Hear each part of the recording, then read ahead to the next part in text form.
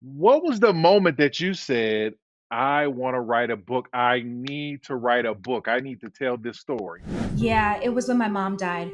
And from that moment, that very day, I began putting pen to paper and constructing the diagram for Redbird as it is today. There's a saying that goes, when the Redbird appears, angels are near.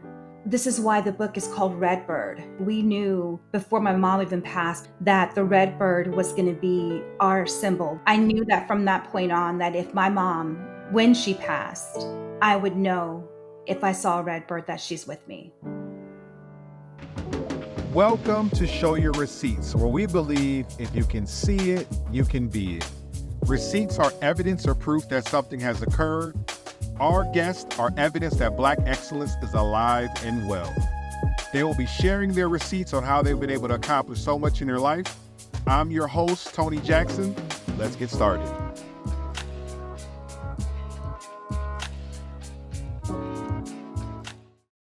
Welcome to Show Your Receipts, where we believe if you can see it, you can be it. I am super excited to have a conversation with our guest today. I'm going to give a brief bio, a brief intro of her, and then we're going to get right started. Our guest today is Miss Diandra Ford Wing. She has an incredible background. She has a sales background. She's worked at Dell. She's worked at Affinipay, and now she works at. She's a sales manager at Rectitude 369. She's gonna share her story of overcoming and also a new book that she's written called Redbird. And so we're excited to have her on the podcast today. Welcome, Deandra. Hi, Tony. Thank you for having me. Thank you for being on this call today, this having this conversation with me today. Deandra, where does this podcast find you today? Well, it finds me in not a bad way, but I've just been juggling so many different things. And you know how that is, Tony. I mean, Mhm. you're doing this, you're doing your full-time career. I get that. So, I'm holding space for just a nice peaceful conversation and hopefully Absolutely. the listeners can take something away from this. Absolutely. And what city are you in right now? I am in Austin, Texas. It's raining right Austin, now, but that's Austin, okay. Texas. Yeah. Absolutely, absolutely. The tech hub, and it makes sense with you having a background in tech sales. Deandra, I want to jump right into it because we're going to talk about the Redbird book and what brought this book about. It seems like it was almost something that you birthed, like it was something that was inside of you for years and years, and your life story brought about writing this book. But before we get into that, I would love to hear about your story and how you became who you are today. And so let's start off. I know you were a military brat Yep. and you traveled and grew up in a lot of different places. Tell me a little bit about your upbringing, in your early childhood years. Oh my goodness. We moved around a lot. And I mean, I'm talking every 2.5 to 3 years. So I spent the Mm, bulk of my childhood living in Germany. mm, So it wasn't until I was in my, later years, my not my formative years, but like my teen years that we moved back to the States. And it was a lesson. I really did not know what racism was until I came to the United States to live wow. full time. You don't understand the difference between living abroad and then living here in the States. It's like apples and spaceships. It's night and day. Mm. Yeah, it really is. Well, could you mind digging in on that because you're the first person I've had this kind of conversation with. I don't know a lot of people who grew up, in Europe, and so talk to me about what was the difference between Germany Mhm. and being in the United States. Well, even though we lived on a military base, most of the time while we waited for housing on the military base, we had to live what they called on the economy. And that's basically the downtown area, whatever town that you're in. So, just going into the little shops and going into little stores to get food and things like that, I never experienced any like side eye or like, what is she doing Mm, in here? It wasn't anything like that. mm, I hearken it to something of being like not misplaced, but in a place where you are the only one that looks like you. But it Mm, still isn't a hindrance. It's not something mm, that holds you back. The difference between living in Germany versus the United States is that the way that you look and who you are can hold you back. And mm, that is primarily the main difference between living abroad and then living here in the States. But honestly, I've traveled a lot in my adulthood, and I'm starting to see what I've experienced as a first time person living in the United States. For instance, I went to Spain not too long ago, and I kind of felt the tugging of racial profiling and things like that, and people not wanting to serve you and not really wanting to serve you, but mm, in restaurants and things like that. But those times and those instances were few and far between. mm, But coming to the United States as, a child, having lived in Germany, I could just feel the weight of who I was being a problem. And mm. that, yeah, it really opened my eyes. It really did. Wow, wow. So when you first came to the US, what city, what state were you in where you first started to get this realization that things are a little bit different here? Yeah, it was when my dad was deployed to fight in Desert Storm. We didn't have any housing, and we were coming back from Germany at the time, and we had to come back to the United States because my dad was about to fight in this war. So we ended up having to enroll in the school district in this small town that my parents are from in Georgia. Mm, And it was the same school that my mom went to, the mm, same school that her sisters and dozens of family members went to. It was Radium Springs Elementary.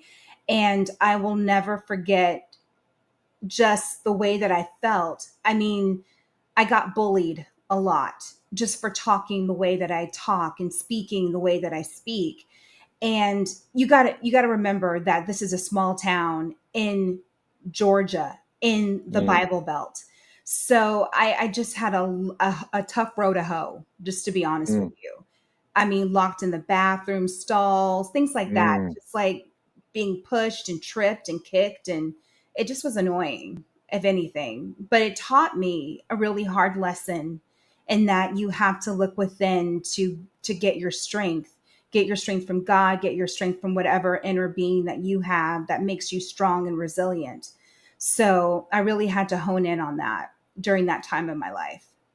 That's amazing. And so you feel like a lot of this bullying, it wasn't kind of normal childhood antics. This was like tailored to you because you were the Yeah. other in that situation. Yeah. But the crazy thing is that the school was primarily black. Oh, And okay. I was still getting beat up. Like it did not matter. I was just different. You were different. Let me get. Did they say you talked white? Yep. Ding, ding, ding, ding. You hit the nail on the head, Tony. Uh-huh, Yes. uh-huh, Yes. uh-huh. Absolutely. Isn't it interesting that oftentimes the issues that we have that are geared around race and culture can often come from people who look like us Uh-huh. sometimes as well? Uh-huh. That's been my lived experience, that very Mm, scenario. I really didn't get it from, the white kids or the other kids. It mm, was just the black kids. And I was like, what is going on? Like, mm, what is it about me that makes you want to pick me apart? I'm just a mm. person, just like you. Absolutely. Absolutely. Your story reminds me of I've had a few people on the pod and also my wife as well who's born in Africa, and Oh, they have a similar story. Their first experience in America, they're expecting to be welcomed with open arms oh by their yeah, fellow African American brothers and sisters, and they're getting teased because of their names. They're getting teased because of their accent, and so wow. yeah. Um, Okay, so let me ask you this question. As you were growing up, who were some of those early childhood influences that Mm. really spawned you to be, the successful woman that I'm talking to today? I mean, You've had a successful career in sales. You've had a successful career as a sales manager. You're And a still doing that director. now. I'm a director So, now. oh, I'm sorry. I'm sorry.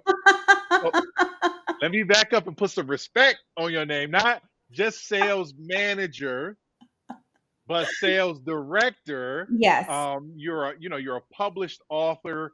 Who are those people that inspired you at a young age to say that, you know what, I'm gonna be better than the average. I'm really going for it. I have to tell you, it's my mom. Mm, She was an educator all of her life. mm, And I really liked and honed in on how in it she was. It was something that was important to her. She wanted to be the best. If she was mm, going to teach English, she was going to teach it well. And not mm, only that, her kids would go on to, getting great test results in the standardized tests, and they implemented the Ford method that she ended up teaching to the district. I mean, she was just a phenomenal woman. And mm, another lady that I can think of, I just thought about her just a second, Miss Dawn Richardson. She was mm, my sixth grade science teacher, and she was a black lady, just really smart with it. mm, And she really got me thirsty for leadership because she just mm, led with such grace and such fluidity. I just loved being in her class. And I got to see her many years later when we moved to another base, and she was also military, her husband was. mm, So she mhm, was a teacher in that school, and I was so excited. I'm like, oh my god, yeah, Miss Richardson. yeah. But of course I was aged out at that point because she only taught a certain grade level, and I was like Mhm, basically a sophomore in high school. But mm, it was just, she was just lovely, just a lovely woman, and just so strong. mm. That's awesome. And, I've been looking to have a conversation with somebody from the military because I'm just fascinated by, the African American experience Yeah. in the military. Talk to me about what growing up in that military environment where you have a dad who served our country, Mhm. you're traveling all around the world. How did that develop you? Like, how did that impact you as you got into your older high school and college years? I think I had a real world view of life because I had seen it on both sides. I'd seen it, European style and then American style. And I think it rounded me out nice and good. So taking that into my college years, I really knew how to talk to people. I knew how Mm, to forge relationships. When you're in the military, you don't have roots. You don't have that best friend that you've had since you were 5. That doesn't mm, exist. Every mm, 2.5 to 3 years, you're building and forging new relationships, and hopefully ones that last. But it really took me to a place of, I know I'm good because I can assimilate in any environment and mm. still be okay. Absolutely. You just said a word that has been a reoccurring conversation in a lot of our interviews. You use the word assimilate. And, when I hear assimilate, I'm thinking you can mesh, you can jump into any Yeah. environment, you can talk with anybody from different backgrounds. And that leads me to the conversation that's been continuous that we've discussed on these interviews, which is the concept of code switching. You know, and Mm. I and we've had conversations about this with different people, and some people look at it in different ways. We've had some people who look at it as, code switching is being inauthentic, and you're not truly being yourself. And then we've had another viewpoint where some people are saying, well, it's almost like learning a new language and having a new language. It's a tool that you can go and reach and pull out anytime you need to. What are your thoughts on the whole concept and thought of code switching? You know what? I code switch on the daily, and I'm happy about it. And it does not make me inauthentic. It does not make me true to myself. It makes me well rounded.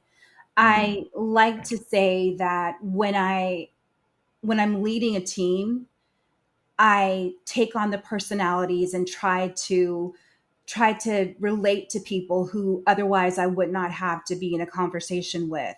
And it's mm, easy for me now because of my upbringing. Um, I don't think that if I were not a military brat that I would have the same coping skills and the same ability to fit in any room, just any room. Like it doesn't Mm. matter where I am. I know that I'm myself authentically. But I do a lot of, like you said, code switching, and I'm sometimes I'll be like, girl, like that's just what we do. But Yeah. when I'm in a professional setting, I'm like, okay, here's what we're going to do today, and we're doing Mm. it this way. And any Mhm. questions? Like I'm very, Mm. very to the point and diplomatic to a fault. Mm. Yeah, That's awesome. So, talk to me about uh, your college experience, where you went to school, yeah. and when you were in college, did you know for certain I want to be in sales one day, and I want to work in the tech industry? What were your thoughts when you were in college? I thought I was going to be a DJ. A I'm DJ. I'm not even kidding. I really thought I majored in mass communication with an emphasis on journalism. Okay. So, one thing you need to know about me is that I did not finish my first go round in college. I did not. I left in my junior year because I got Mm. really sick and I Mm. have this autoimmune condition that's now under control, but at the time it flared up in a major way. Mm. So it affects a lot of Black people in our community specifically. It's called hidradenitis suppurativa. Mm. And it wasn't until I found a Black surgeon who understood the disease that I was able to go into remission. Yeah, Mm. it was crazy. But like I said, I thought I was going to be a DJ. I wanted to be on the airwaves. I thought I had the voice for it. And I was even like moonlighting at the university's, um, what's it called? Radio station. Sorry. Yeah. Yeah. No, you're fine. You're fine. I was up at 5 o'clock in the morning every morning doing the early show from 6 to 8, and then going to class from 8 to 10, 10 to 10:30. I mean, it was just crazy. I loved it though. I loved it tremendously. I y You know what though, Deandra? I do hear the voice. I could see it. I could definitely see you being a DJ. You have a voice. You definitely have a voice for the radio. Oh, thank Um, you. Absolutely. So you wanted to be a DJ growing up. So, well, at least in college. What made you make that change to say, you know what, maybe I Yeah. want to do something different than being a DJ? It wasn't until I ended up leaving. I was 20 at the time. My mom said, "You're coming home, girl. You cannot stay here. You are sick. You need to get this under Mm. control, figure it out." And so I was like, what am I going to do? I don't have a degree yet. And I have, I want a job. I'm not just going to sit down and do nothing. And so I worked at Sally Mae Student Loan Company. Mm. And Okay. yes, I did that. Okay. It was just a phone job. I loved Yeah. it. I loved talking to people. It was just my strong suit. It wasn't until 2.5 to 3 years later that I ended up getting a gig at Dell. They hired me to do what they called the EPP program, which is the Employee Purchase Program. And I did that, did the whole onboarding, everything, and Mhm. loved it. I loved it tremendously. Mhm. And I was hired as a contractor, so I wasn't Dell full time yet. But Dell saw the work that I was doing, took a chance on me, and hired me on Dell badged as a full time employee after, 2.5 years working with this third party company on behalf of Dell. So I Mm. was at Dell for 14 years, and That's amazing. I know. And I was just like, I can't hang my hat on one company. Like, I can't, I've got to Mhm. diversify. Like, what? Mhm. No. And you see people who have those long careers where they've been employee number two, Yeah. at the company, and they retire there. But I knew that that wasn't my path. I knew that I wanted to do something more. And with Dell, it was a lot of speeds and feeds, like hardware, servers, switches, things like that, that I was selling. And I wanted to be imaginative in my storytelling when it came to sales. So I was like, what is the most out of the box thing I could do that pertains to sales? And it would have to have been going into software as a service, because you're selling this intangible product Mm, under, most SaaS platforms. You can't touch it, you can't breathe it. It's just hmm. the software that you're purchasing. And I realized that I loved the storytelling involved in getting the customer engaged to purchase. And that's when I was like, well, I think that I want to definitely pursue a career in SaaS sales, but at a higher level. And so I Mm. just worked my way up the ranks, and yeah, that's what I did. And then it wasn't until I was 38 that I went back to school. And it took me a year to finish the degree that I started some 18 years prior to that. That is amazing. Wow, it is a lot to unpack there. First of all, what's very interesting is, the concept of working for one employer and kind of climbing a corporate ladder in a way. A lot of times people give corporate jobs a bad rap, but it Yeah. shows that your experience at Dell was very positive. It seems as though you kind of found yourself from a Hmm. career standpoint there. And also I remember you mentioning that they were um, you know during a tough health crisis, they were kind of Yeah. there for you and kind of They allowed you that were. stability to be Yes. able to bounce back during that time. Yeah. Would you care to speak to that a little bit? Yeah. So when I was 24, about a month before my 25th birthday, I tried to commit suicide. And Mm, it's not something I talk about often, but it definitely is in Redbird, my novel. But um, I really had reached a breaking point because I just was unhappy. I wasn't mm, feeling fulfilled. I wasn't feeling like I had a purpose. And looking back, I was like, what were you thinking, Deandra? Like, mm, what was the issue? But my mom, thank God for her, I stayed in the ICU for like 3 days because I had done a mm, number on my kidneys and my liver, mm, um, because I'd taken a bunch of pills in order to make this mm, task happen. And mm, she said, "You're not going home. You're not going back to your condo. You are going to the loony bin." Like yeah, she had me committed. Yeah, and I was mm, there for 2 weeks, and mm, I learned a lot about myself and about the things that I was letting get me down. Like, I really don't understand why I was in that realm of thinking that it had to be over in order for my life to have purpose, in order mm, for it to have a meaning. But that's really what I thought. I was really in the midst of a deep, deep depression. And had mm, it not been for my mom stepping in and saying, "You're going to Seton Shoal Creek and you're going to stay there for 2 weeks and you're going to get the tools that you need in order to live this life, because I can't do it. I don't know what it is that you need. I'm not a professional in this area." So mm. thank God that she had the foresight to do that. That is awesome. One thing that is, I feel like, is a reoccurring theme in your story, Deandra, is overcoming adversity, handling adversity, and bouncing back from it. Yeah. Whether it's your experience of coming to the United States, the experience, the suicide experience, the suicide attempt experience, the going back to school after Mhm. years of taking that break. I know you said your mom has been very influential in your life. Outside of your mom, who have been some other people who have helped kind of forge that courage that you have to continue to persist in the face of adversity? I'd have to say it was also my Aunt Audrey, my Aunt Sean. We affectionately called her Sean. She was a tremendous light. She Mm, was so talented at everything. She was mm, smart. She was savvy. She was just a lady. To me, she was a lady. mm, And I just really wanted to model my my zest and my desire for life after what she did with hers.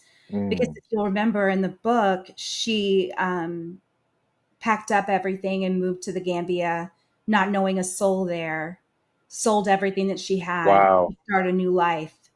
wow, And yeah, she did that. And I was inspired by her. wow. I was so That's amazing. inspired by her. That's amazing. Yeah. Does she still live there now? She died. Oh, Um, okay. yeah, she had been there for 8 months, and Oh, I yeah, remember now. I'm not gonna ruin the I'm not the, gonna ruin yeah, the yeah, but wow, yeah. She was wow. she was 53. She was yes. Yeah, she was Wow, pretty yeah. young, pretty young. Yeah. And so let's get into the book because we're already here. We're here now. Let's get into it. So here you Let's do are, it. sales director, corporate career, going strong, you're doing your thing. What was the moment that you said, I want to write a book? I need to write a book. I need to tell this story. Yeah, it was when my mom died because I'd already had the material when my aunt had passed 14 months prior to her. And I had just had it. I had been at a new role. I was working for a managed hosting company, and I was their director of inside sales. Hmm. And I had been there 6 months, and my mom died within that 6 months, and unexpectedly, mind you, she just died. Mm, And I did not know my head from my butt. Like I was just lost. I was mm, lost. And so I decided, and normally I would have asked my mom about this, like, should I quit? Because I don't think mm, this is going anywhere. It's not mm. a fit. I don't feel it. I know it in my bones. Like, what do I do? But I consulted myself and my husband, of course. And I just told him, I was like, babe, I can't do this. And he was like, do what you need to do. And so I did. And I woke up at that morning on a Wednesday morning. I'll never forget. It was 6 a.m. And my boss was in another town because she had traveled to um, one of our offices for the week for whatever reason. And so I was like, I can't wait until she comes back. It's going to be days. I can't do this. So I Mm. called her at 7 a.m. and I was like, hey, good morning. How are you? I just wanted you to know that this serves as notice that today is my last day at, at XYZ company. And she was just like, are you sure? Do you want to think about it? And I'm like, I have. So thank you, Mm, but let me go ahead and get this stuff back to you. So I went mm, into the office, dropped off my, laptop and other things that I had, like my corporate card, and I picked up my stuff out of my office and bounced and did not look mm. back, did not look back. And from that moment, that very day, I began putting pen to paper and constructing the diagram for Redbird as it is today. Wow, that is incredible. And so, without, you know, I, we don't want to spoil the plot of the book. By the way, I need to get me a copy. So I definitely want to get a copy of the book. So we definitely need to let our viewers know where a copy can be bought. Yes. But I would love for you to maybe give us the general idea of what the book of what Redbird is about, and also Yeah. not just what it's about, but what do you want people to feel when they read this book? What is the impact that you want a person to have when they read that last line in the book and close it? That they can get through this. Whatever this is, they can get through it. If I can suffer the loss of my mother, who, mind you, was my person, she was my person. She Mm, was all of her kids' person. I'm not going to lie. Like my siblings and I were so close to our mother. We all had different relationships, but the net of it is that they were all close relationships because that's the kind mm, of mother she was. Um, I just want my readers to feel a sense of peace, to feel that they are not in this alone and that they can assign symbols. And, you know, this is why the book is called Redbird. It's because it's particular to our family. Like we knew before my mom even passed, before Sean even passed, that the Redbird was going to be our symbol to know that that's when we're, trying to get your attention if we're not here in the physical sense. mm, I can think about a time when my granddad died. He had died in 2019, and we were all home for the funeral back in Georgia. Mhm. And at the repast, we were sitting at his house, doing what we do, eating food, talking, Mhm. Mhm. just going, recalling stories and all that stuff. Mhm. And Mhm. my niece Jaden, she was like, "Hey, y'all, look, there's a cardinal like on the lawn, just posted up, not even Mm. doing anything, just like standing there." Mm. And my mom was just like, "Oh, that's nothing but Pop Pop just telling us he's made it, that he's Mm. okay." And I knew Mm. that from that point on, that if my mom ever passed, when she passed, I would know if I saw a Redbird that she's with me. Wow. Yeah. Now let me ask you this, because I'm not familiar with this. Is this a kind of historical African American thing that I don't know about, or is this particular particular to the Ford family? Because I know that as Black people, we have a lot of traditions and different things. Was this something that was particular to your family, or is this Well, broader? there's a saying that goes, when the red bird appears, angels are near. So it's Mm. not just from my family. It's a thing. It's a Mm. freaking thing. I don't know when, who, what, how, but it Yeah, definitely is a thing. It's a thing. It really is. that is incredible. And so the question I have for you is, the book is out. Well, first of all, where can we get the book? Let's talk about that for a second. Where Okay, can people buy sure. the book? Sure. You can get it on Amazon.com Hmm. or on my website, which is just Hmm. booksbydiandra.com. It's also sold at Barnes and Noble and Book Okay. People. Okay. Is there a preferred place that you like that you prefer people to buy it from? No, That just maybe buy the thing. just buy the book, Just people. buy it. Purchase it. Yeah, Read it. absolutely. I'm I'm getting my copy right now as we speak. You go, boy. Um yes, yes, yes, yes. Uh I love to read and I love a great story and I love black authors, and so Yeah. it all works out well. Um the next question I have for you though is, you've had an amazing career, right? Like Oh, you've yeah. had a you've had a unique experience. One of the reasons that motivated me to start this podcast is because I feel like oftentimes we as African Americans are put in this box Oh, yeah. where you have to have this kind of story or this kind of origin story, where you have a very unique origin story, military brat, lived in Europe, traveled all around the US. Yeah. Um, you know, black woman in tech sales, not what normally people would think. When people think tech sales, they think white male, not even Yeah. not even white female. So um you've had a very unique experience. What message do you have to that young girl, to that young boy who maybe is feeling different, maybe is not, and they may be a little kid, they may be in their formative years like you were in your 20s, where they're Yeah. just trying to figure things out in life. What message do you have to them, as they travel through this thing we call life? It's okay to be scared. It's okay to be the only one, Mm. because then you can set the precedent. Now, I can't tell you how many times I've walked into a boardroom or what have you, and I am the only one that looks like me. Mm. Don't let that deter you. Make it be the reason why you were there. I need people to understand that it's so important, diversity, how important diversity is in corporate Hmm. America.